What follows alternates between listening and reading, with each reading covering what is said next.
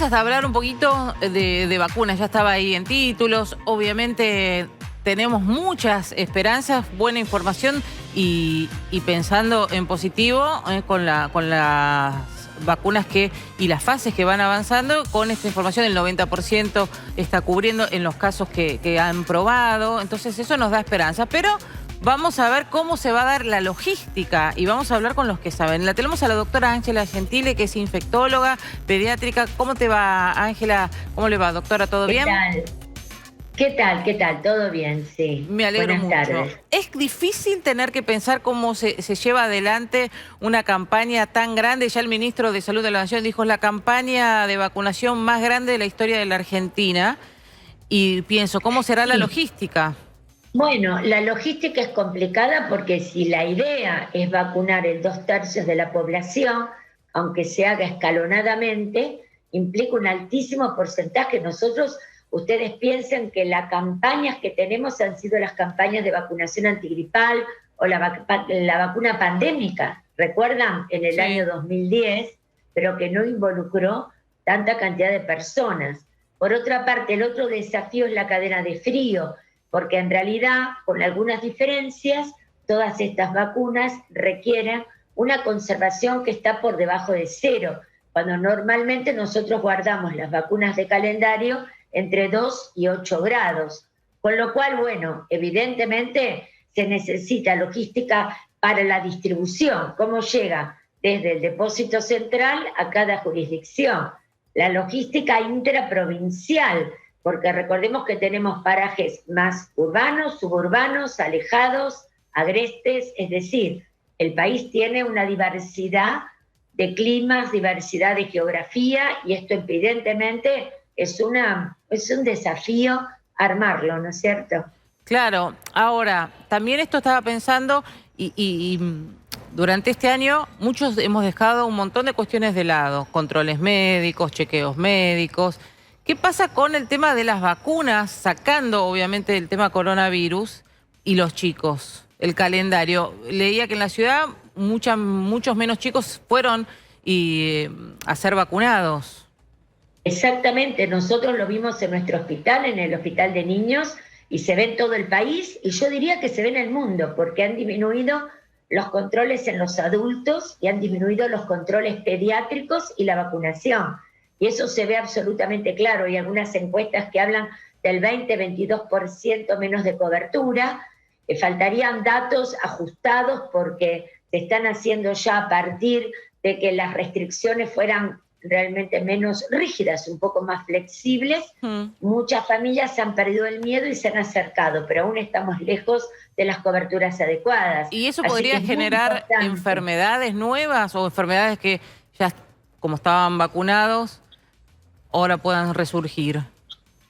Absolutamente. Ustedes recuerdan hace muy poquito el dato de un caso de difteria en Perú, una enfermedad que prácticamente no la vemos con la vacuna pentavalente, que es la vacuna que damos en el primer año de vida. Así que evidentemente si nosotros no vacunamos con vacunas de calendario, la posibilidad no solo de difteria, de sarampión. Hemos cerrado un brote muy importante en marzo de sarampión, y la idea no es volver a tener este desafío nuevamente. O bien meningitis, es decir, la verdad que la cantidad de enfermedades que se cubren con el calendario nacional de vacunas es muy importante. No quiero ni imaginarme la posibilidad de que no las tengamos o no vacunemos los chicos, que empecemos a ver nuestros hospitales y las terapias con pacientes pediátricos con enfermedades totalmente evitables. Es por eso la importancia del llamado a las familias, perder el miedo, acercarse a los centros de vacunación, acercarse a los hospitales, son seguros, hay áreas COVID, áreas no COVID. Por otra parte, la actividad COVID está decreciendo francamente en el país. Claro. Es el momento de recordar todo esto también. Claro. Silvia. Sí, Ángela, quería preguntarle a propósito de un supuesto posible plan de vacunación de coronavirus, ¿no? Contra el coronavirus, porque uno cuando recibe las informaciones y unos hablan de enero, otros de marzo, otros de abril, no importa, pero uno piensa que uno tiene que llegar y cuidarse hasta ese mes, porque ese mes puede llegar la vacuna, pero en realidad ¿Cómo sería un plan para llegar a estos 2/3 de la población? ¿Cuánto tiempo llevaría? Por ejemplo, basándose en la vacunación antigripal, etcétera. ¿Cómo se van dando? ¿Cuántas personas por día, por mes se pueden llegar a vacunar? ¿Y en cuánto tiempo, en todo caso, cubriría el espectro de la expectativa en Argentina? Para tomar Primero real de noción, todo, ¿no? yo creo que va a ser muy importante la cantidad de vacunas con la cual partimos. Claro. Se va a vacunar escalonadamente. Se va a comenzar por equipo de salud, luego posiblemente adultos mayores y pacientes con enfermedad de base, porque es los que tienen más riesgo de complicación, hospitalización, incluso fallecimiento. Sí. Es por eso que es el principal grupo. Depende de las vacunas que lleguen, la cantidad, de cómo se va a armar la logística. Eso es un punto clave. Yo tengo que saber si de entrada en febrero, en marzo o en el mes que sea, Exacto. cuento con 20 millones, cuento con 10, con cuánto cuento. Y por otra parte, saber también que esto es un esquema de 2 dosis separados por 21 a 28 días y que en realidad la inmunidad se logra después de la segunda dosis. Así que hay que armar para un grupo determinado una primera ronda y luego una segunda ronda de vacunación. Es por eso que es tan importante ver en la logística y en la programación la cantidad de vacunas con la cual se parte, el número total de población al cual va destinada la vacuna y cómo se van a hacer los transportes, porque la cadena de frío es clave para la conservación y esto quizás no se puede hacer de la manera habitual con que uno trabaja con las vacunas de esquema, por el volumen, la cantidad. Por eso es tan importante ir contando con estos datos para la planificación. Pero de todas maneras estamos hablando de varios meses para esa aplicación, aún con los datos que tenemos ahora de 22. Exactamente. Ustedes piensen que mágicamente nos vamos a vacunar entre enero y febrero a 2/3 de la población. Ni siquiera va a estar la vacuna necesaria.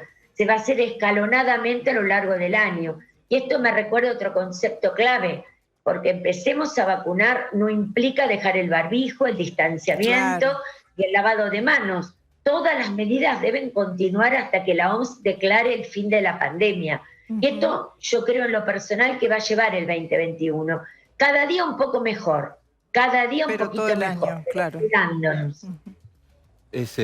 Bueno, es así. Son duros los números, pero es así. Y por suerte, bueno, se está trabajando en algo. Hay algo, doctora, cuando se analiza el tema de las vacunas, ¿no? O sea, por el tema de los más chicos hubo muchos calendarios o muchas cuestiones del calendario de vacunación que se fueron postergando porque cuando uno llamaba a los vacunatorios, digamos, estaban o saturados o las páginas estaban saturadas porque al principio de la pandemia había mucha gente que había ido por la gripe, que se había olvidado y se estaba dando la antigripal. En ese momento era la de 4 cepas, que por lo menos protegía un poco más. Ahora, la pregunta, lo que yo no entiendo nunca es lo siguiente. ¿Por qué es que cuando una persona no se vacuna, además puede poner en riesgo a una persona que ya se vacunó, por ejemplo, puede generar un brote? Me parece que es algo importante como para aclararlo también. No, lo que quizás hay que hablar es el tema de la protección de rebaño, ¿no es cierto? Que si yo estoy vacunado, aparte de protegerme a mí mismo, porque tengo anticuerpos que permiten la protección, formo barreras epidemiológicas, porque yo no transmito. Al no transmitir, si tengo al lado a alguien que no se vacunó, digamos, como yo ya no puedo transmitir porque tengo protección, es una protección indirecta para los que me rodean.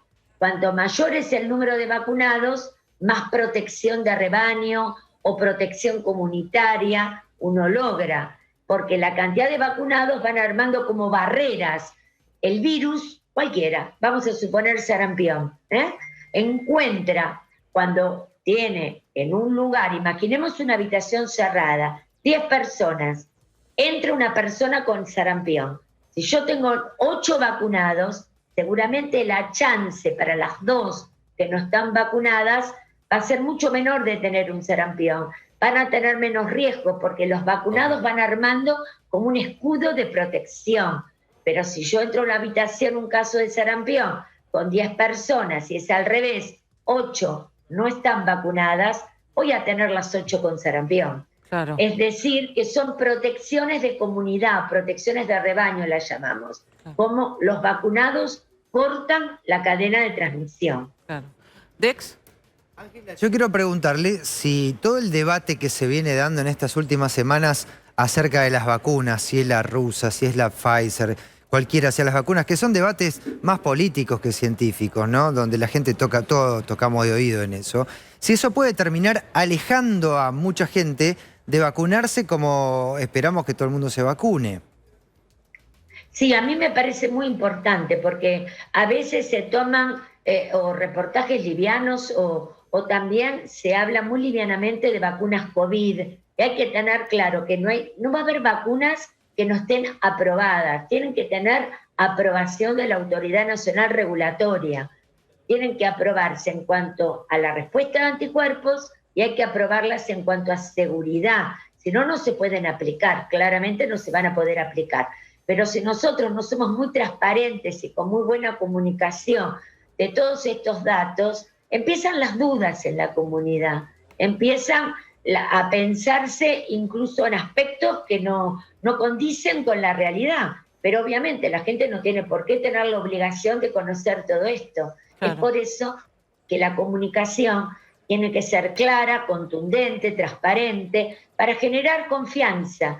Con mejor comunicación, todos queremos un horizonte. Yo creo que no hay nadie que quiera, bueno, que siga la pandemia, yo no me vacuno, no. Todos queremos la vacuna, pero necesitamos tener seguridad y datos. Y eso es lo que me parece que nosotros, todos los que tenemos que transmitirlo, tenemos que hacer de la mejor forma posible. Y los funcionarios que están a cargo de todo este tema, por supuesto, lo tienen que hacer mucho más, porque son los encargados y los responsables de la situación. Pero nos tenemos que involucrar todos en transmitir la confianza, porque estas vacunas, si bien los tiempos se han acelerado, están cumpliendo las etapas. De hecho, la vacuna de Pfizer cumplió la etapa que correspondía. Digamos, llegó al número de infecciones necesarias para hacer un corte y decir qué pasa. Y ahora es un análisis interino. Van a continuar. Se va a hacer otro corte más adelante con mayor número. Entonces tenemos muchos hitos, muchas etapas que se van cumpliendo que también nos tienen que generar tranquilidad. ¿Ustedes se acuerdan cuando se suspendió temporariamente la vacuna de AstraZeneca por un caso que había y que realmente dijimos, no, muy bien que se suspenda? Es muy importante, implica que los mecanismos de seguridad han actuado. Han parado y han dicho, vamos a investigar. Y quedó claro que no tenía nada que ver la vacuna. Entonces, hay que transmitir esta tranquilidad, que acelerar etapas no es sacrificar la seguridad ni la respuesta. Totalmente. Y creo que esto es lo importante. Doctora Gentile, muchas gracias. No, por favor, gracias a ustedes. Buenas tardes. Ahí estaba Ángela Gentile, infectóloga pediatra, hablando de el plan que hay que organizar, el tiempo que va a llevar y no dejar de lado los que tienen niños en calendario de vacunación. Por ahí en todo este año lo obviaron, dijeron lo hago más adelante, estuvo cerrado el vacunatorio, no al principio no daban turno. Me daba miedo. Te daba miedo. No dejes de hacerlo, porque eso puede generar nuevas enfermedades, como contó la doctora, un caso en Perú, enfermedades que ya uno creía que ya estaban totalmente erradicadas. Atenti con eso en casa.